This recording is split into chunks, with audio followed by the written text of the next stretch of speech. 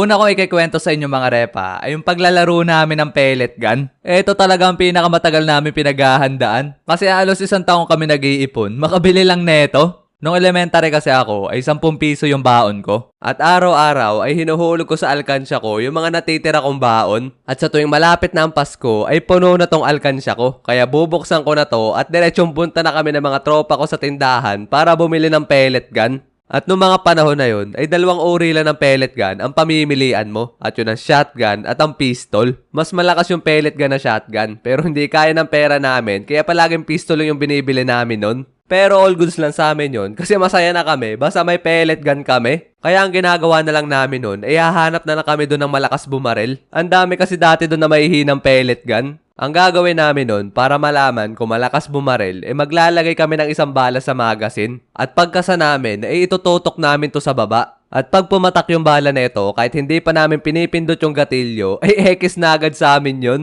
Pero pag hindi naman to pumatak, ay itututok namin to sa sementadong lapag, sabay ibabaril namin to. At pag hindi nabasag yung bala, ay mahina para sa amin yun. Yung nakakabasag lang ng bala, ang pinipili namin nun. At pag nakita na namin ang aming dawan, ay bibili na agad namin to. Sabay diretsong punta kami sa aming mga kapitbahay at yayayain namin to maglaro. At pagkatapos nun, ay gera na. Ang pinaka-memorable pa nga sa akin nun ay yung ang dami namin naglalaro. Naghati lang kami nun sa 2 grupo. Tapos ang playground namin ay kahit saan, basta wag lang kami malabas sa aming barangay. Ang paglalaro pa nga namin nun ng baril-barilan ay parang tago-taguan na may halong habul-habulan. Kasi pagkatapos namin maggrupuhan ay hindi muna kami magbabarilan. Magtatakbuhan muna kami palayo sa kalaban na grupo. At pagkatapos nun ay simula na ang laro. At dahil malawak yung aming pinaglalaroan, maghahanapan kami dun sa aming lugar. At pag may nakita kaming kalaban, barilan na agad. Dapat alerto ka at matalas ang iyong paningin.